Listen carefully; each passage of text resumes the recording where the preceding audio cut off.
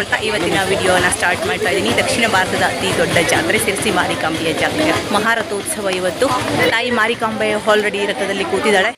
ಹಾಗೆಯೇ ಯಾವ ಥರ ತಾಳ ಮೇಳ ವಾದ್ಯಗಳು ವೇಷಭೂಷಣಗಳು ಎಲ್ಲ ಬಂದಿದೆ ಅಂತ ನೋಡ್ತಾ ಹೋಗೋಣ. ನಾನು ನಿಮಗೆ ತೋರಿಸ್ತಾ ಹೋಗ್ತೀನಿ.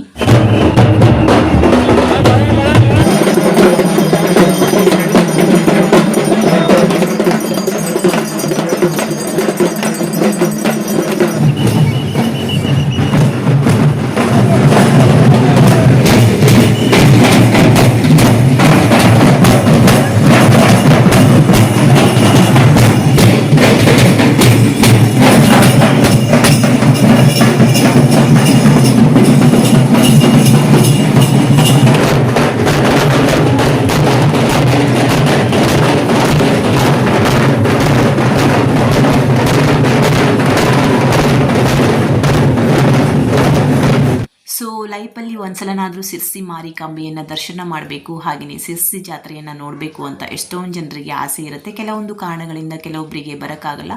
ಅಂಥವರಿಗೆ ಹೆಲ್ಪ್ ಆಗಲಿ ಅಂತ ಅಂದ್ಬಿಟ್ಟು ನನ್ನ ಹತ್ರ ಎಷ್ಟು ಸಾಧ್ಯವಾಗುತ್ತೆ ಅಷ್ಟು ದೃಶ್ಯಾವಳಿಗಳನ್ನು ಈ ವಿಡಿಯೋದಲ್ಲಿ ಕವರ್ ಮಾಡಿದ್ದೀನಿ. ಸೊ ಅದನ್ನು ನೀವು ನೋಡ್ಬೋದು.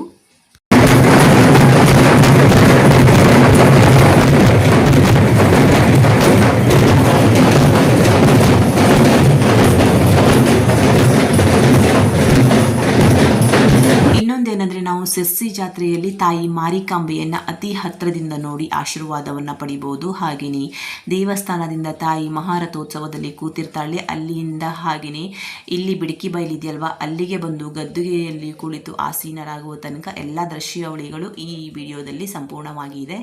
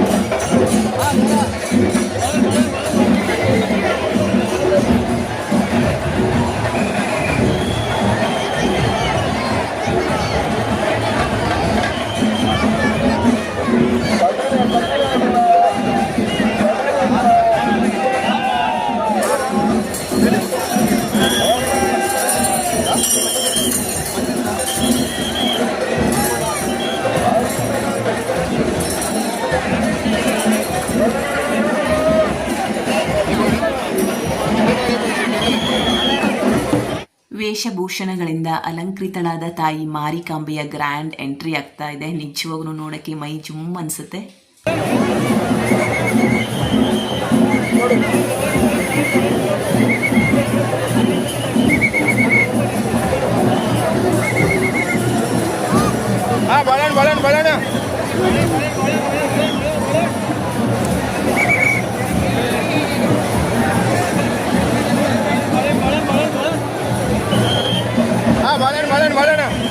डजन पकड़े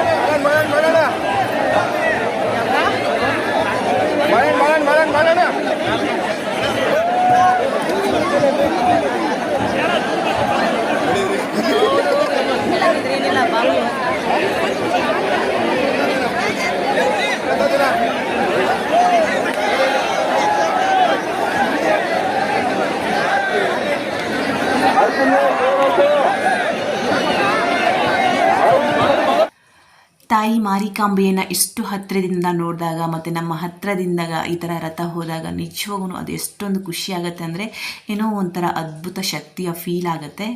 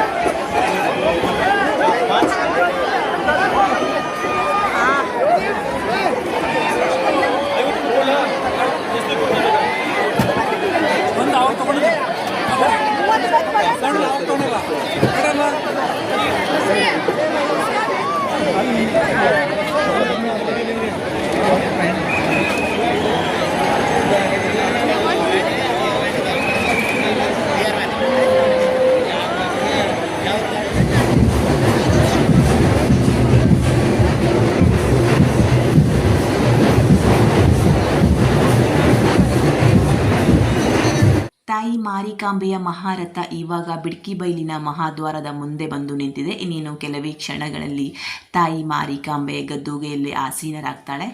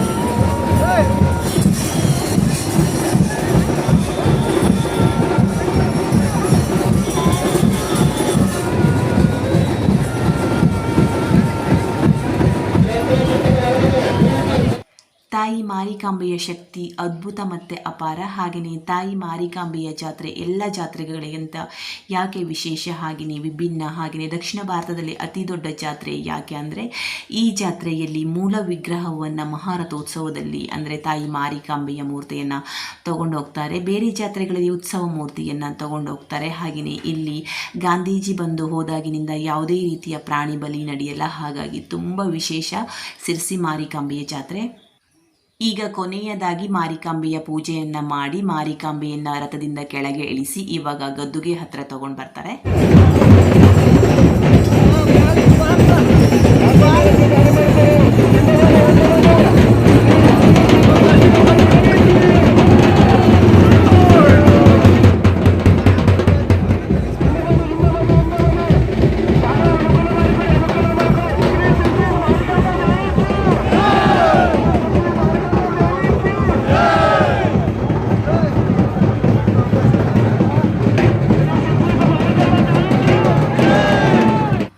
ನೋಡಿ ಇವಾಗ ತಾಯಿ ಮಾರಿಕಾಂಬೆ ಬಿಡ್ಕಿ ಬೈಲಿನ ಗದ್ದುಗೆಯಲ್ಲಿ ಆಸೀನರಾಗಿದ್ದಾಳೆ. ನಾಳೆಯಿಂದ ಎಲ್ಲ ಸೇವೆಗಳು ಆರಂಭವಾಗುತ್ತೆ. ಹಣ್ಣು ಕಾಯಿ ಹಾಗೆಯೇ ಕುಂಕುಮಾರ್ಚನೆ ಆಗಿರ್ಬೋದು, ಹರಕೆ, ಪ್ರತಿಯೊಂದು ಕೂಡ ಎಲ್ರಿಗೂ ತಾಯಿ ಒಳ್ಳೆಯದನ್ನು ಮಾಡಲಿ ಅಂತ ಹೇಳ್ತಾ ಇವತ್ತಿನ ವಿಡಿಯೋನ ಇಲ್ಲಿಗೆ ಎಂಡ್ ಮಾಡ್ತಾ ಇದ್ದೀನಿ. ನಿಮಗೂ ಕೂಡ ಇಷ್ಟ ಆಯಿತು ಅಂತ ಭಾವಿಸ್ತೀನಿ.